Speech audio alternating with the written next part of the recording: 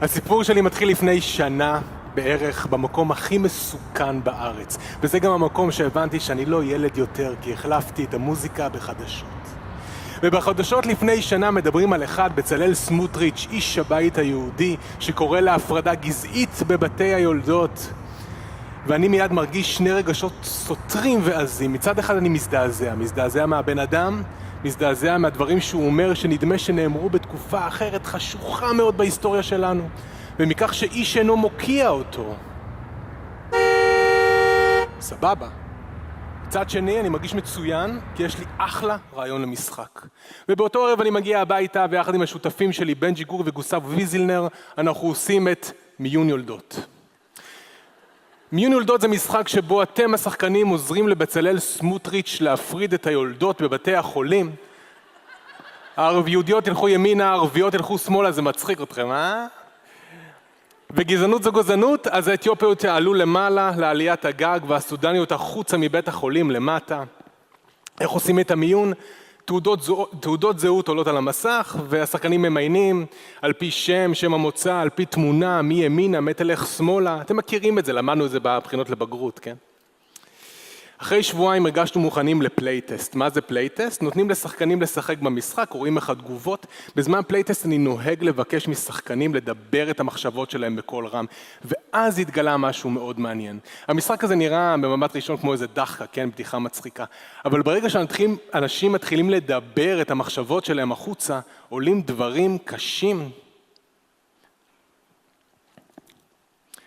ואז הבנו שיש לנו פה משהו מאוד מאוד מעניין, כן? אנשים שלא הזדעזעו מספיק לטעמי מהדברים של בצלאל סמוטריץ', בהחלט הזדעזעו ממה שיצא להם מהפה ומהמחשבות שעומדות מאחוריהן. הרגשתי שיש פה משהו טוב ביד, משהו שאולי יעשה שינוי בקרב האנשים שישחקו בו.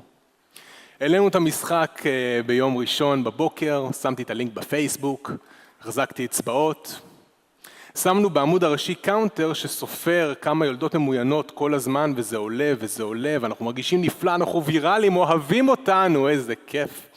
ואז גם התגובות מתחילות להגיע, ותגובות טובות, אפילו יותר מדי טובות. זאת אומרת, זה משחק לא כיף בהגדרה, אז איך זה שאנשים כל כך אוהבים אותו?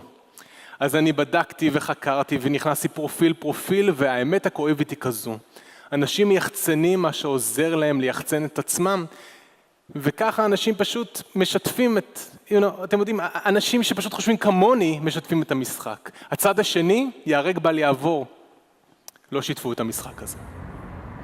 חלפה שנה, הנה אני נוסע עדיין באותה מכונית משומשת, קרוב לוודאי מנוע ארוס, והכל מסביב אותו דבר, רק קצת יותר גרוע.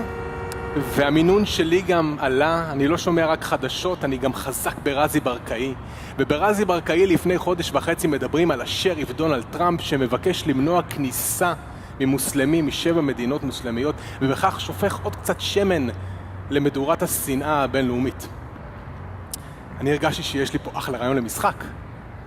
אמרתי, אוקיי, ניקח את מיון יולדות שעבד מצוין בארץ ונעשה לו אמריקניזציה, נסיע אותו לתפוח הגדול ונהיה גדולים גם בארצות הברית. אז תגידו שלום לביג בן, בעזרת גוסטבו, איש הארט אדיר שגם עשה את כל הארט שאתם רואים כאן. בצלאל סמוטריץ' הופך אורו ונהיה דונלד טראמפ. ובמשחק החדש אתם השחקנים ממיינים את מי שמגיע לארצות הברית, אמריקאים ימינה, מוסלמים קיצוניים שמאלה. וכדי לאתגר את המשחק, אנחנו מבקשים מכם השחקנים לבחור איזה מיעוט אתם רוצים להחרים. עלינו עם המשחק פחות או יותר לפני חודש, שמנו את הלינק בפייסבוק, החזקנו אצבעות, המיטר עולה, אנשים ממיינים, משחקים, בסופו של דבר הגענו לפחות או יותר מספר כזה, שזה לא רע, אבל קצת פחות ממה שקיווינו. נכנסתי לאנליטיקס לראות מה העניינים, באנליטיקס אפשר לראות מי משחק במשחק בזמן נתון, ואתם רואים שבכל העולם משחקים, ובארצות הברית קצת פחות. דיברתי עם כמה חברים ליברליים, שאלתי אותם מה העניינים, למה אנחנו לא ויראליים, למה הניו יורק טיימס לא מתקשרים, אני צחצחתי את האנגלית שלי, והם אומרים לי, תקשיב, המשחק שלכם מאוד מבאס, אבל הוא אפילו לא מגיע לקרסוליים של מי שעכשיו מנהיג את המדינה שלנו. הצד השני, בוודאי שלא שיתף, כן? ואז אני הבנתי משהו. הרי גם דונלד טראמפ וגם בצלאל סמוטריץ' הם שני אנשים שמבססים את הרטוריקה שלהם על שנאה לצד השני. ובמידה מסוימת גם המשחקים שלנו הם קצת כאלו. אז בטווח הקצר זה מאוד כיף להחטיף איזה אגרוף אידיאולוגי לבן אדם שממש מעצבן אותך. אבל בטווח הרחוק זה חסר תוחלת, כי הם תמיד יחזרו אליך אלימים שבעתיים, והפינג פונג הזה פשוט ימשיך. אני חושב שאם אנחנו רוצים לעשות שינוי בעזרת משחקים, ואנחנו רוצים לעשות שינוי בעזרת משחקים, יש למצוא משחק שאין בו מנצחים ומפסידים. משחק שמשתפים פעולה ביחד. אבל איזה משחק יש כזה בלי מנצח ומפסיד? חיפשתי ובסוף התשובה הייתה לי מתחת לאף. אתם מכירים את המשחק הזה, משחק בלי מנצחים ומפסידים. אם אתם תעצמו את העיניים, תפקחו את האוזניים, תוכלו לשמוע אותו.